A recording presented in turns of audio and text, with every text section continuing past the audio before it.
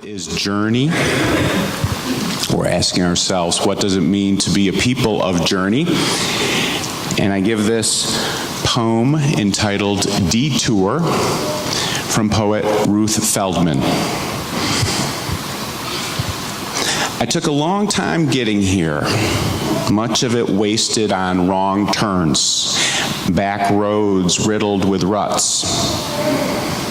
I had adventures I never would have known if I had proceeded as the crow flies.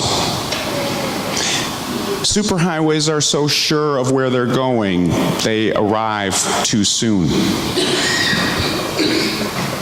A straight line isn't always the shortest distance between two people. Sometimes I act as though I'm heading somewhere else, while imperceptibly I narrow the gap between you and me. I'm not sure I'll ever know the right way, but I don't mind getting lost now and then. Maps don't know everything. So the other night, I'm driving home from playing tennis, and I'm feeling good, having been on the court and looking forward to getting home, take a shower and relax. And given the late hour, I find it strange and annoying that there is traffic on Paper Mill Road. Wading through, I switch over to Willow Grove Avenue, and then approaching Stenton, I hit more backup. And next I do what I have read that I should not do, I make my own impromptu detour. I remember this article in the Inquirer outlining how many times when drivers create impromptu detours to avoid traffic, we end up costing ourselves more time than we would have spent if we had hung in there with the original route's slowness. Supposedly that even includes sitting through traffic on the Schuylkill Expressway, but does anybody really believe that? No. Say it together, no. I know my wife does not believe that. So I disregard the research. I say, heck with it. I bypass this long line of cars turning left. That's the route I usually take to go over to Crescent Valley Drive. Drive straight on down. I meander through Chestnut Hill.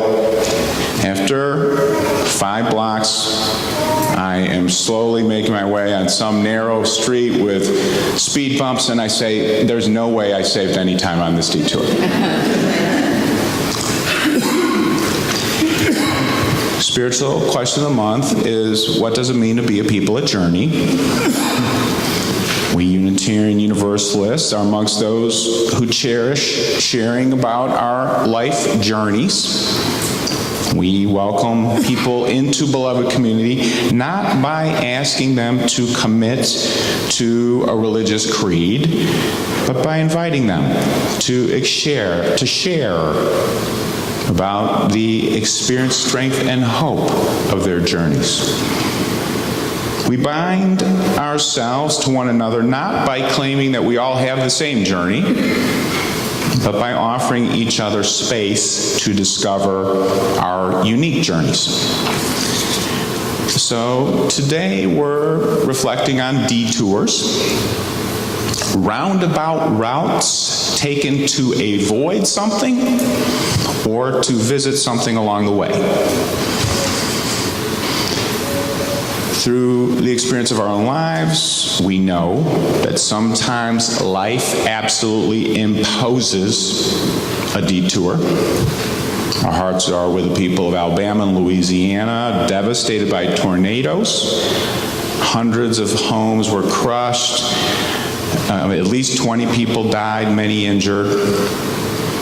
I heard a Baptist preacher explaining how they had made their church a base of recovery operations.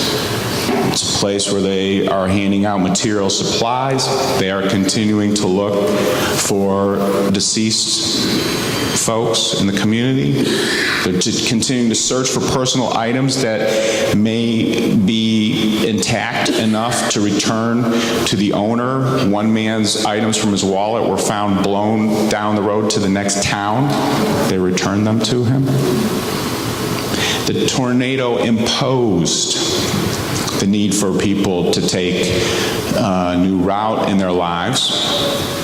A Baptist pastor eloquently reminds people, including in the memorial services, that even fresh in the wake of this major shock, they have capacity to choose how and where they go from here in the living of their lives. Whether dealing with tragedy or more regular times, we all have some capacity to choose where we go from here, including by taking roundabout routes not previously envisioned or planned.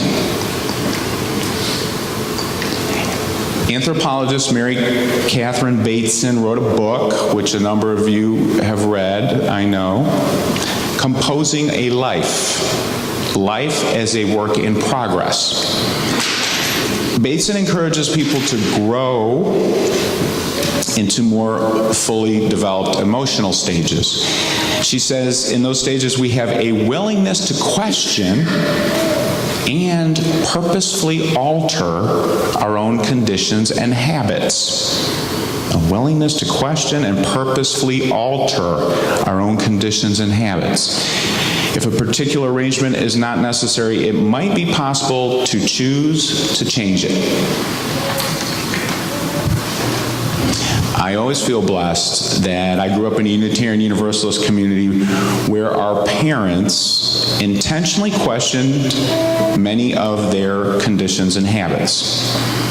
In the 70s and 80s, many of the parents of our church rejected traditional gender-based division of labor at home.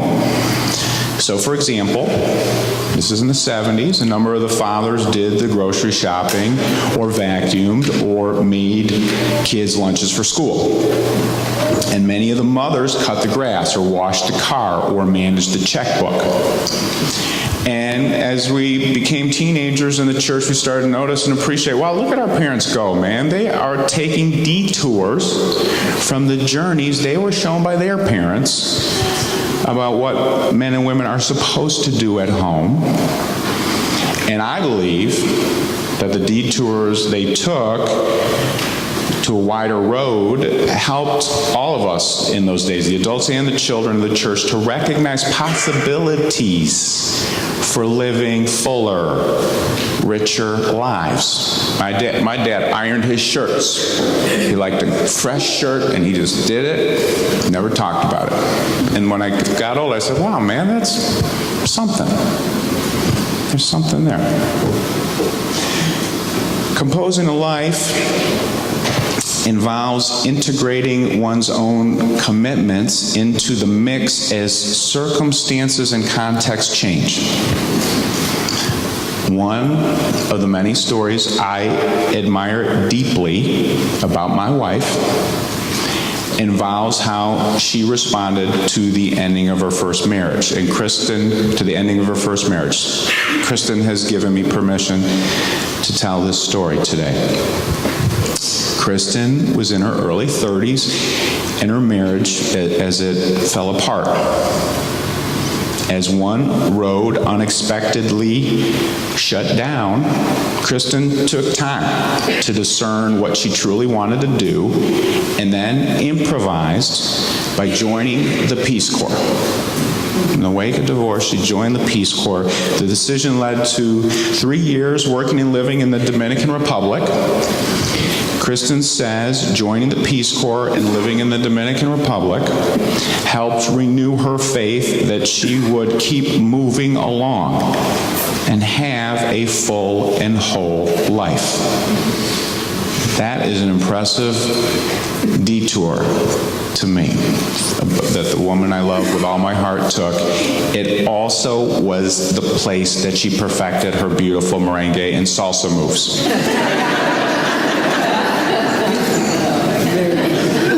For real.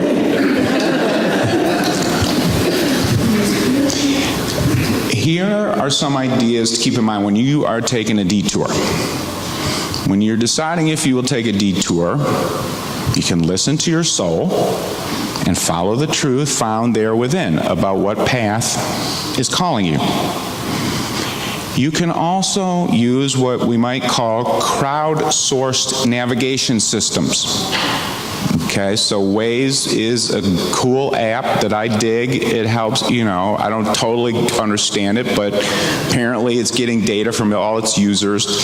So if I'm thinking, this route's not working, this is driving, maybe I'll go this way. Well, Waze will say, no, some other people tried it, don't go that way.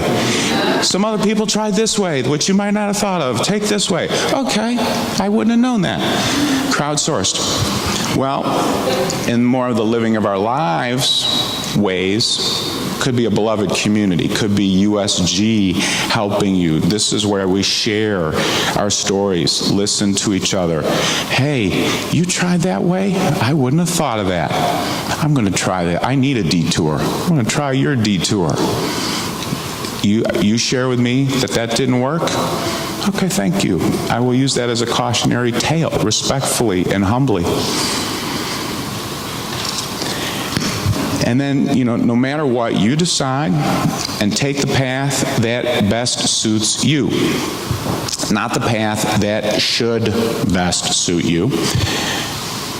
This may involve letting go of the idea that taking the journey will bring limelight or public acclaim. I know a woman I'll call Jane. Jane lives in a retirement community where she holds a volunteer job, which very few people know about. Jane never coveted the job. She didn't even know it existed, but one day a neighbor said, hey, I have an important job and I think you'd be perfect for it. The job is when a resident in the community dies, they need a person to help the loved ones go through possessions and make decisions. Jane took the job, and she helps families in bereavement decide what to keep, what to offer to friends, what to sell, what to throw away. Salvation Army. Jane's very modest. She doesn't tell practically anybody that she does it, but she knows, and I know from knowing her, she's very kind and very pragmatic. That's a good way for her to be of use to others in need. And the detour, this job she didn't think she was going to do, helps Jane feel less isolation, more connection, of more use. Another thought to keep in mind when taking a detour is to give comfort to others. This may be as brief as a kind hello when passing someone on the path. A Zen story tells. One day, Joshua fell down and called out, "Help me up! Help me up! Somebody!" A monk who was walking on a nearby path took a detour off his path in order to come. The monk comes over, lays down beside Joshua. Joshua gets up, walks away. Then the monk returns to from his detour, goes on his previous route. You tell me, what does it mean? I think what it may mean, one of the meanings is detours can manifest, providing simple and brief moments to connect with a fellow sojourner. With open heart, we can take a detour, not to play the Savior, but to pay attention to the miracle of life together, and then together maybe be energized for the next leg.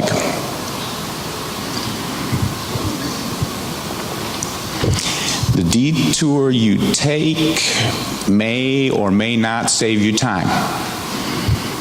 The detour you take may or may not be spectacular, but it could be the perfect route for you at that moment in this wondrous universe. Changing it up may help us to realize that our grasping for the way we want the world to be, or pushing away what actually is, are driving us crazy. Taking a new way may help us to fall openly and unabashedly in love with life as it is. Blessings be. Amen.